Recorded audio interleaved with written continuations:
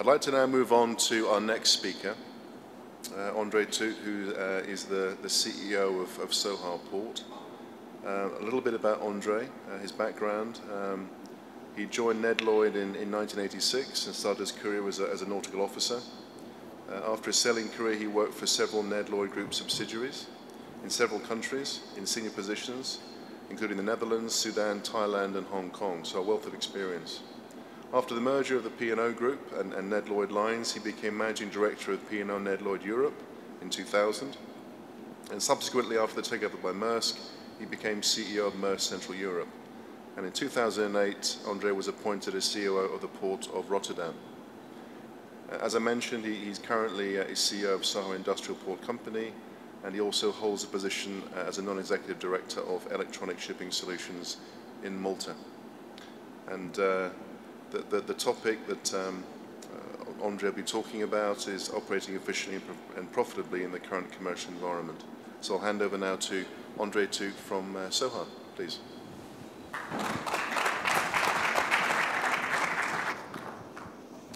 Good afternoon, ladies and gentlemen. As there are so many people in the room, if you don't mind, I will just walk around because we have maybe a bit of better contact with each other. My apologies for my voice. We're going down with the cold. But the previous speaker also, we had problems this morning waking up that both of our voices did not work, so we hope that our voices will last. Port of Sohar, Sohar Free Zone. What I'd like to explain a little bit is what's our role as a port authority vis-à-vis the terminal operators in the port. First of all, here you don't have to explain where Oman is, but when you come across the world, you very much still have to explain where Oman is. There's still a lot we have to do to show the people what the location is of Oman, where Oman is, and that we should more utilize the strategicness of this location, Oman.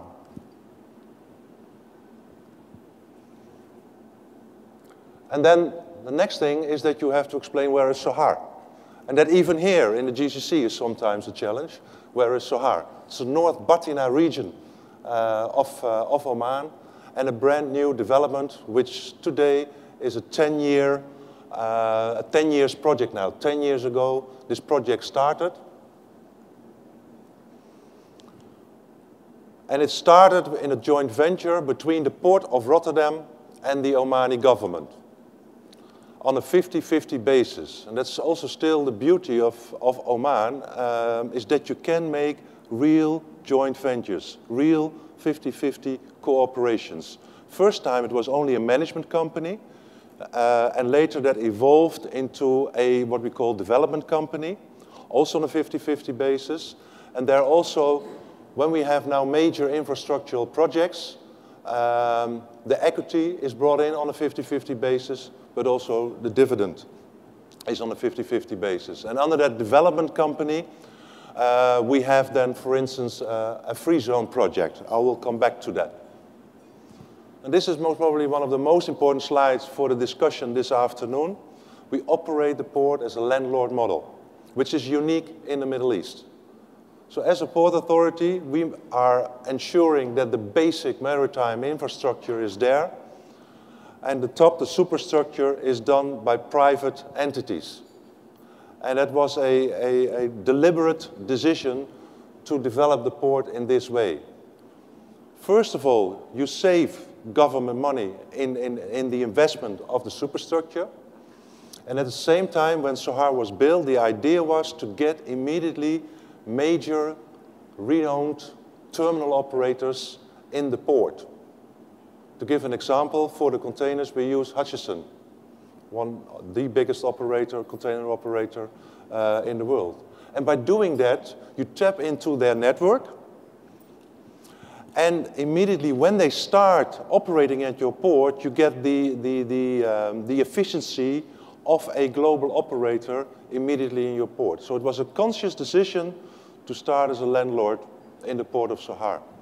I'll come back on the other operators because we are not only doing containers. Give you a little bit more of a picture is what we call the Gateway Sohar, encompassing a free zone, an industrial estate, an airport, which will open soon by the end of 2013, a free zone, and the train terminal.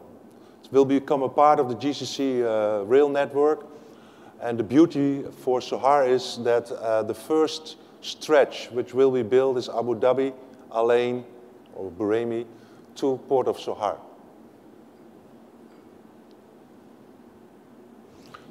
Building a port without a hinterland is a dead port, so very much focusing on making sure that we have the correct hinterland connections. Because the strategic location, again, for Sohar is superb. So there are good connections into Oman, but also into other places in the UAE. And then the last part we are very much focusing on is to get a direct access from Sohar to Saudi, to the Riyadh market, which is, as everybody knows, a very big market. And both sides are working now on this road to connect Riyadh directly with Sohar. Rail connections, as said, this could become a game changer for the port of Sohar, because the first part will be Sohar, Buraymi, Abu Dhabi. So it could be a game changer for Sohar. Could also be a game changer for Abu Dhabi. Because what we'll see is that Abu Dhabi could become the center for the GCC, and that from Abu Dhabi, the further rail network will be established, and Abu Dhabi comes the center. And then it depends, where will the big ships go to? Do they still go through the strait, or do they stop before the strait? And this, for us, both in the whole GCC, will be the challenge, how we are going to make these pictures and how this is going to work in the future if you look at the shipping companies with their big ships. Air. From my past, I thought always that sea to air or air to sea, that product is more or less dead. But we do see in Oman, for instance, Salalah, there is quite substantial volume which is by sea and then air freighted to Europe. So there's still a market out there. And the same thing we are planning to do for Sohar. And try to do in Sohar is first for the container business, try to get the captive market. To just focus on transshipment is a very dangerous thing to do, because transshipment business is heavy volatile. Especially if you look, for instance, in Europe, and the battles between the ports on transshipment, shipping lines, they move their whole business for $4. If they can get it cheaper, for instance, between Hamburg and Rotterdam, if they can get it $4 cheaper compared to another place, they will move. So if you only build a port purely only on a transshipment model, you become highly volatile for changes in the network, and especially if you depend on one carrier. And that is, I think, also the beauty of Jebel Ali. They first started with trying to get captive cargo, and subsequently, on that basis, they managed to get the transshipment.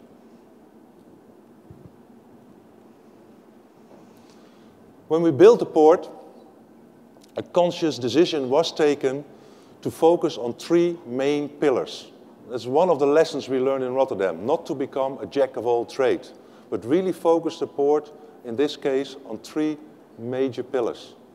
One being the hydrocarbons upstream, the metals upstream, and the logistics. And then the logistics, we talk about the bulk terminals, dry, liquid, container terminals, and general cargo terminals. When the project started 10 years ago, there was a lot of requests from all kinds and types of business to come to Sohar. And to make a conscious decision and then even say no to certain business is difficult when you start. We said we keep this focus, this cluster focus, we're only supporting industries or operators supporting on these three pillars. And it starts to pay off now, because most of the port is full. 80% of the port land is in use, or is optional for operators. And here again, according to the landlord model, the operators are well-known, renowned companies having global operations. For instance, for the liquid bulk, we use oil tanking Odfjell, or Odfjell oil tanking, which is also odd. This, I think, the only place in the world where they don't kill each other. But they have here a 50-50 joint venture between themselves. Steinweg does the general cargo terminal and the ro-ro terminal, also a re-owned operator from Holland, has 40 general cargo terminals in the world. Hutchison and Kimji Tata recently has started the dry bulk operations. And very important for us was the upstream steel. And by taking or making the contract with Vale from Brazil, it really gives us a foothold in Sohar to get into the upstream steel world by having the iron ore from Brazil to Sohar. And that also really counts every time really nice on your tonnage, because those ships bring 400,000 tons of iron ore every time into the port. And then they go into the factory and they build this steel pellets from it. And this is the project. Again, as a landlord, so the landlord built the jetty for Vale. It was a $250 million project, equity shared between Port of Rotterdam and the Omani government, financed on locally financed on an 80-20 basis.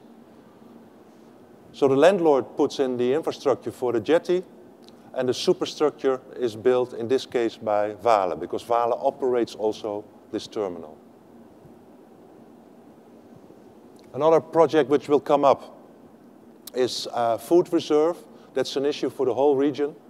And Oman has come to the conclusion that their strategic food reserve is not well placed within Oman, in one location.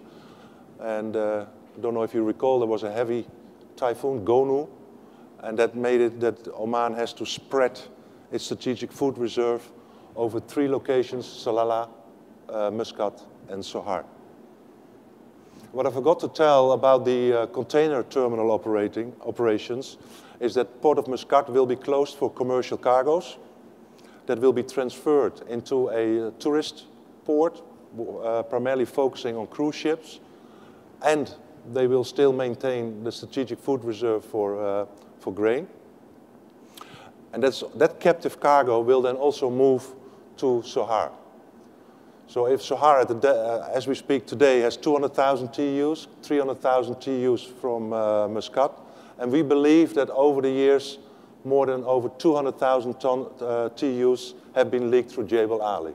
If we can get that captive in Sohar, we will get a real nice base also that the shipping lines will call with their big ships in Sohar. On tonnage, it goes very fast in Sohar. The first ship, I think, was in 2005 in the port. The infrastructure was ready by then. And then you see how fast we are moving on. Not only focusing again on containers. So that's also the beauty of this port, the same like Rotterdam, which is miles bigger. But this diversification helps us in good and bad times in containers vis-a-vis liquid bulk or dry bulk. If then the whole world goes down, then also here we will suffer. But you see nice growth figures, and this year we will be able to get the 40 million ton mark. Free zone, I will do this quickly because you see those free zones everywhere popping up in the GCC. That also means that there is competition between the free zones in the GCC. And we feel that also with 4,500 hectares, first 500 hectares is now developed. And again, under the same construction. We operate under the same port authority, this free zone, and act like a landlord. And we get revenues by the land lease. So the first 500 hectares ready for business. And we hope before the end of the year that we have signed up business for 185 hectares. Also here, very focusing only on 3 pillars. Downstream steel, because all the upstream is now in the port, food, and logistics.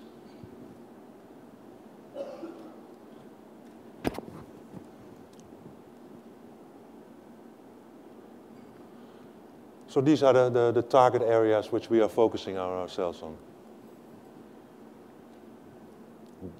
The GCC has a free trade agreement, but that I think always has a debate, especially on customs. That would be a nice debate. Is it really a free trade GCC? How do we work as a GCC countries with each other on the customs issues?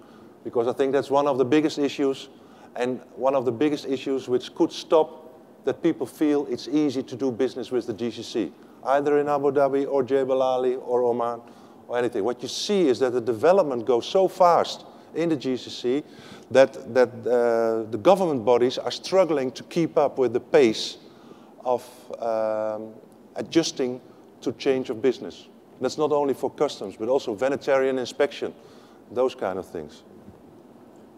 What's good for Oman is that they do have a free trade agreement with the United States.